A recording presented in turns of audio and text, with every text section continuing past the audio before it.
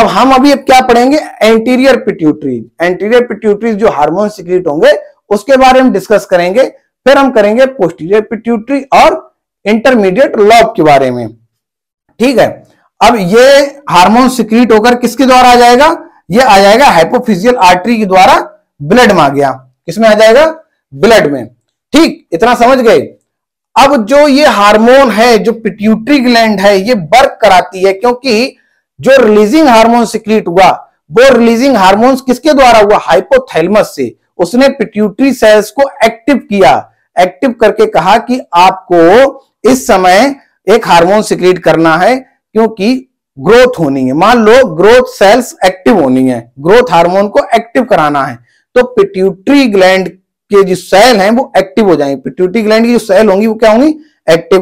और एक्टिव होकर के वो हार्मोन सिक्रीट करेंगे। कौन, ग्रोथ हार्मोन सिक्रीट करेंगी। ठीक है, अब ग्रोथ हार्मोन सिक्रीट कर देंगी। मान लो ग्रोथ हार्मोन सिक्रीट होगा तो अभी सब हाथ में, कंट्रोल सिस्टम किसके हाथ में है, हाइपोथैलेमस के पास।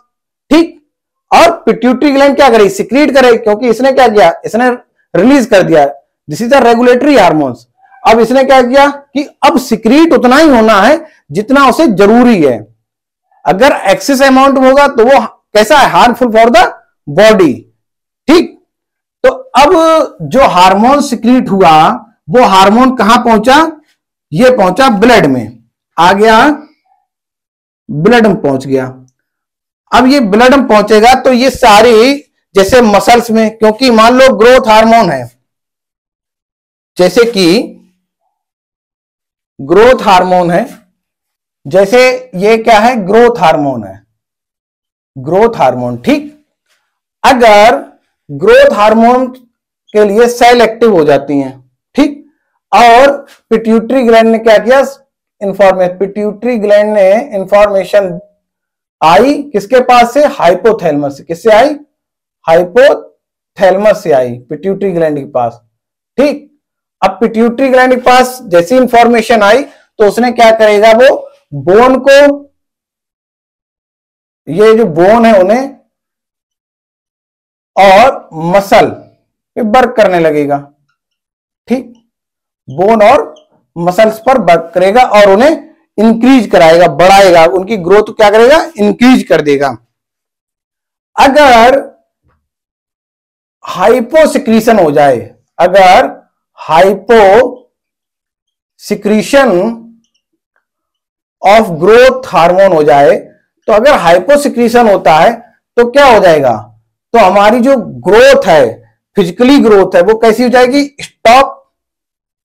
तो फिजिकल और मेंटल और सेक्सुअल जो ग्रोथ होगी वो कैसी हो जाएगी, स्टॉप हो जाएगी। ठीक, क्यों, हाइपोसिक्रीशन ऑफ ग्रोथ हार्मोन के कारण। और जो बच्चा होगा वो कैसा हो जाएगा, बचपन में अगर सिक्रीट हो जाए तो बच्चा कैसा हो जाएगा, बौना हो जाएगा। कैसा हो जाएगा, बौना। और अगर बौना हो जाएगा तो उसे क्या कहेंगे, डार्फनिज्म कहेंगे। क्या कहेंगे, डार्फनिज्म। ठीक, या सर्कस डार्फनिज्म, क्या कहेंगे, सर्कस डार्फनिज्म कहेंगे। आपने देखा होगा मूवीज में या किसी में देखा होगा, छोटे छोटे बौने बौने लोग होते हैं, वो इसलिए हैं क्योंकि उनके बचपन में जो हार्मोन्स ग्रोथ के सिक्रीट होने थे वो नहीं हुए, उसके कारण उनकी जो मसल्स और उनकी जो हड्डियां हैं वो बढ़ी ही नहीं, वो आकार में बढ़ नहीं पाई, इसीलिए वो कैसे हो गए, बौने रह गए। ठीक, अगर इसी हार्मोन्स का सिक्रीशन ज्यादा हो जाए, कैसा हो जाए, ज्यादा, कब हो जाए, अडल्ट फेज में। ठीक, अडल्ट फेज में अगर हो जाता है hyper secretion, hyper secretion of growth hormone, अगर हाइपर सिक्रीशन इसका हो जाता है तब क्या होगा, देखो हाइपर सिक्रीशन होगा, बोन कैसी हो जाएंगी, इंक्रीज करेंगी, बोन बढ़ जाएंगी, बोन बढ़ेंगी तो मसल्स भी बढ़ेंगी, मसल्स इंक्रीज करेंगी। ठीक, अब मसल्स इंक्रीज करेंगी तो इंसान को क्या हो जाएगी,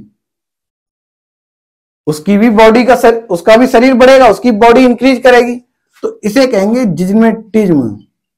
जिजनेटिज्म क्या कहते हैं इस रोग को? जिजनेटिज्म कहेंगे। ठीक, अगर अडल्ट फेज के बाद, जैसे अभी मेरी हाइट बढ़ चुकी है, मतलब स्टॉप हो गई ग्रोथ हार्मोन का सिक्रीशन स्टॉप हो चुका है, या होगा तो बहुत मतलब माइनर कंडीशन होगा, ट्रेस अमाउंट, बहुत ज्यादा ट्रेस अमाउंट में होगा। तो अगर स्टॉप हो जाने के बाद अडल्ट फेज, मान लो 20 साल के बाद सिक्रीट होने लगे, अगर 20 एज के आफ्टर 20, ठीक, अगर 20 ईयर बाद होने लगे, आफ्टर 20 ईयर्स, ठीक, अगर इसका सिक्रीशन होने लगे, जैसे अभी मेरा सिक्रीशन हो जाए, तो सिक्रीशन होने में क्या होगा कि हम खली की तरह दिखने लगेंगे, तो उसे क्या कहेंगे? उसमें हमारे, और उसमें जो हम कैसे एक्रोमिगेली कहते हैं उसे, उस डिजीज को क्या कहेंगे? एक्रोमिगेली। और अगर इसी टाइम पर क्या हो जाए कि हमारा हार्मोन सिक्रीट होना कम हो जाए, तब क्या होगा कि पूरे शरीर में झुर्रियां सी पड़ जाती हैं, बाल आल सफेद हो जाएंगे, झुर्रियां पड़ जाएंगी। और एक्रोमिगेली हो जाए तो आंखें थोड़ा बाहर गोरिल्ला की तरह निकल आएंगी, बहुत भयानक लगेंगे, जबड़ा बढ़ने लगेगा, क्योंकि हमारी नॉर्मल ग्रोथ है, और नॉर्मल ग्रोथ में एक्सेस अमाउंट में कौन सा ग्रोथ हार्मोन सिक्रीट हो जाए, तो सिक्रीट होने पे कैसा लगेगा? एकदम हम भारी भरकम लगने लगेंगे, किसकी तरह? खली की तरह, ठीक, भयानक। तो ये क्या हो गया? ग्रोथ हार्मोन हो गया। क्या हो गया? ग्रोथ हार्मोन हो गया। ठीक, अगर किसी का ग्रोथ हार्मोन सिक्रीट कम होता है तो मार्केट में बहुत सारी मेडिसिन हैं जो ग्रोथ हार्मोन्स को बढ़ा सकती हैं। अभी हमने जो हार्मोन पढ़ा वो था ग्रोथ हार्मोन। ग्रोथ हार्मोन जो है वो एंटीरियर पिट्यूटरी के या एडिनो हाइपोफाइसिस से सिक्रीट होने वाला हार्मोन है, ठीक। और ये जो हार्मोन था, ये अगर छोटे में बचपन में सिक्रीट होना बंद हो जाता है तो डार्कनेस हो जाता है, इससे हमारी फिजिकली ग्रोथ नहीं हो पाती है और हम बौने हो जाते हैं, हमारी हड्डियां छोटी हो जाती हैं और मसल्स भी छोटी रह जाती हैं, ये बढ़ नहीं पाती, इनमें ग्रोथ नहीं हो पाती है। हमने इसके बारे में पढ़ा था। अब हम जो पढ़ रहे हैं वो पढ़ेंगे थायराइड स्टिमुलेटिंग हार्मोन। जो थायराइड स्टिमुलेटिंग हार्मोन है, ये क्या करता है? ये थायराइड ग्लैंड को डेवलप करने में वर्क करता है और इससे जो सिक्रीट हार्मोन होता है उस पर कंट्रोल करता है। दूसरी जो हमारा हार्मोन है, दूसरा जो हार्मोन है वो है प्रोलैक्टिन हार्मोन। क्या है? Prolactin hormone. प्रोलैक्टिन हार्मोन का काम क्या होता है? Formation of milk. इसका काम क्या है? मिल्क को बनाने का काम है, लेकिन ये मेल में अज्ञात है, इसमें इसका काम मेल में कुछ भी नहीं है, अभी तक पता नहीं चला है। तीसरा हमारा है ACTH, एडिनोकार्टिकोट्रोपिक हार्मोन। जो एडिनोकार्टिकोट्रोपिक हार्मोन है, इसका जो डेवलपमेंट होता है कॉर्टेक्स पार्ट को डेवलप करना होता है। किसको? कॉर्टेक्स रीजन को डेवलप करता है और इससे जो हार्मोन सिक्रीट होते हैं उसे कंट्रोल करता है। ठीक, किससे? Secrete from cortex part of the adrenal gland. Adrenal gland के कॉर्टेक्स पार्ट सिक्रीट होगा और ये किसको? ये डेवलप करेगा, कॉर्टेक्स रीजन को क्या करता है? डेवलप करने लगता है। ठीक, नेक्स्ट हमारा जो हार्मोन है वो है फॉलिकुलर स्टिमुलेटिंग हार्मोन। कौन सा है? Follicular stimulating hormone. जो फॉलिकुलर स्टिमुलेटिंग हार्मोन है ये क्या करेगा? ग्रो कराएगा सेमिनिफेरस ट्यूब्स को और स्पर्मेटोजेनेसिस को स्टिमुलेट कराने लगता है। इससे क्या होगा? स्पर्म का फॉर्मेशन होने लगेगा और ये जो FSH है ये क्या करेगा? फीमेल में स्टिमुलेट करा देगा oogenesis को, और oogenesis जब स्टिमुलेट होगा तो ओवा का फॉर्मेशन होगा। किसका होगा? ओवा का। इसमें माइटोसिस और मियोसिस चलती है oogenesis और स्पर्मेटोजेनेसिस में। तो इसमें क्या होगा? एक में पोलर बॉडी बनेगा oogenesis में, दूसरी जगह ओवा का फॉर्मेशन होता है और मेल में स्पर्मेटिड बनते हैं। स्पर्मेटिड के बाद फिर स्पर्म में चेंज हो जाता है। ये हैप्लाइड होते हैं। कैसे होते हैं? हैप्लाइड। ठीक, फिर हमारा नेक्स्ट जो हार्मोन है वो है ल्यूटिनिजाइंग हार्मोन। और ये जो हार्मोन है ये क्या करता है? स्टिमुलेट कराता है लेडिंग सेल्स को और टेस्टोस्टेरोन हार्मोन का फॉर्मेशन होने लगता है। और क्या होगा? सेकेंडरी सेक्सुअल कैरेक्टर्स जो हैं और सेकेंडरी सेक्सुअल ऑर्गन्स हैं और सेकेंडरी सेक्सुअल डिजायर है वो डेवलप होने लगती है। और क्या होगा, अगर हम फीमेल के केस में देखें तो ये ग्रेफियंस जो सेल्स है उसको एक्टिव कर देगा, और एक्टिव करने के बाद, डेवलप करने के बाद क्या होगा, एस्ट्रोजन सिक्रीट होने लगता है। एस्ट्रोजन सिक्रीट होगा तो क्या हो जाएगा, तब डेवलपमेंट क्या होगा, develop the secondary sexual characters, desires और ऑर्गन डेवलप होने लगेंगे। ठीक, क्या हो जाने लगेंगे, सेकेंडरी सेक्सुअल कैरेक्टर्स डेवलप हो जाएंगे, और क्या हो जाएगा, ऑर्गन्स डेवलप हो जाएंगे, और इच्छाएं बढ़ने लगती हैं। सेकेंडरी सेक्सुअल जो इच्छाएं हैं वो तीव्र हो जाती हैं। ठीक, ये इन ब्रीफ है, शॉर्ट में हम पढ़ा रहे हैं, इसको इन डिटेल नहीं पढ़ा रहे हैं। ये आप समझ लीजिए, आपके लिए बहुत इंपॉर्टेंट है, ये मेन पॉइंट है।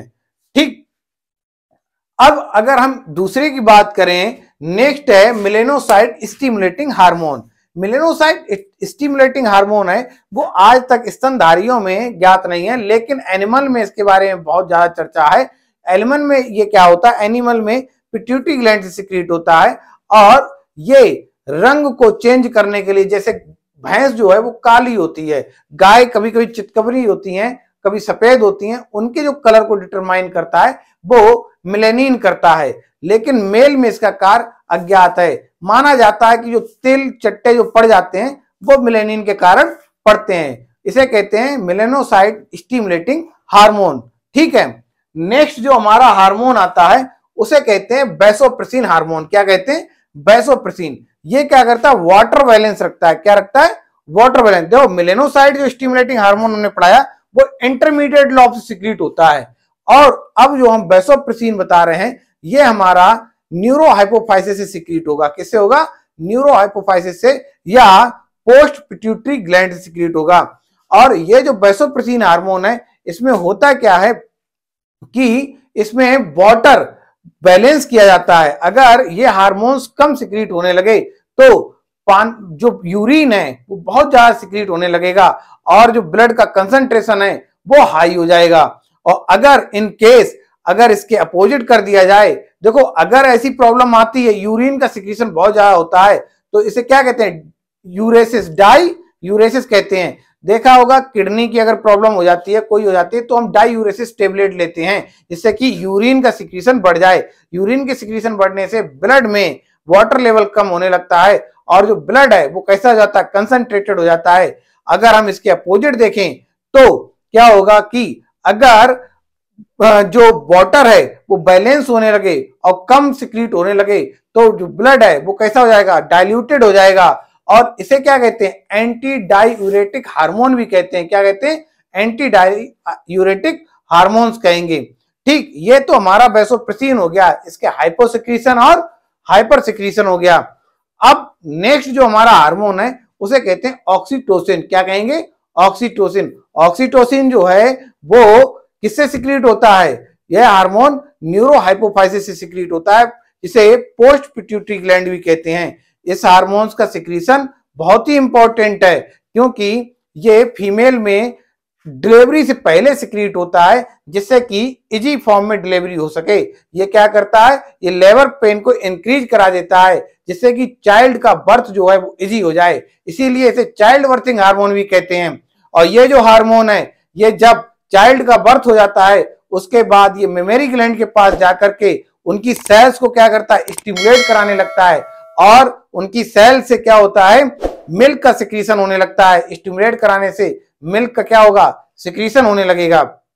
इस हार्मोन्स को पेरेंटल केयर हार्मोन भी कहते हैं, और इसी हार्मोन्स को मिल्क इजेक्शन हार्मोन भी कहते हैं। मिल्क इजेक्शन इसीलिए कहते हैं क्योंकि ये जब बच्चा पैदा हो जाता है उसके बाद मेमोरी ग्लैंड में पहुंचकर और मिल्क को क्या करता है, स्टिमुलेट कराता है बाहर निकलने के लिए, इसीलिए इसे मिल्क इजेक्शन हार्मोन भी कहते हैं। और इसे पेरेंटल केयर हार्मोन भी कहते हैं। पेरेंटल केयर इसलिए क्योंकि जब बच्चा पैदा होता है तब माँ और बाप का जो प्यार है वो बच्चे के प्रति बहुत ज्यादा हो जाता है और उसकी केयर करने लगता है, इसीलिए इसे पेरेंटल केयर हार्मोन भी कहते हैं, क्योंकि माँ बाप बच्चे के बहुत क्लोज होने लगते हैं। इसी हार्मोन को, ऑक्सीटोसिन को लविंग हार्मोन भी कहते हैं। प्यार मोहब्बत जो होता है उसका रीजन भी ये ऑक्सीटोसिन हार्मोन कहा जाता है।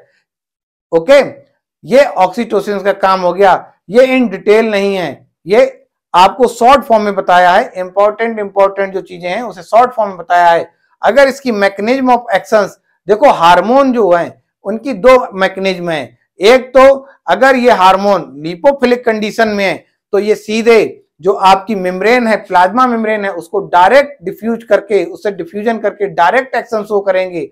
अगर ये वाटर सॉल्वर हार्मोन है तो ये साइकिल चलाएंगे, कौन सी, जी साइकिल, कौन सी, G protein coupled receptor cycle चलने लगती है, तब ये हार्मोन साइट ऑफ एक्शंस देते हैं। तो दो तरह से मैकेनिज्म ऑफ एक्शन होता है हार्मोन्स का। एक लिपोफिलिक हार्मोन्स का होता है जो डायरेक्ट एक्शन शो करता है, दूसरा चैनल के थ्रू होता है जो वाटर, क्योंकि जो वाटर के थ्रू तो एक्वस चैनल्स ओपन होते हैं और जी प्रोटीन कपल रिसेप्टर चलता है, उसके बाद जो ये एक्शन शो होता है।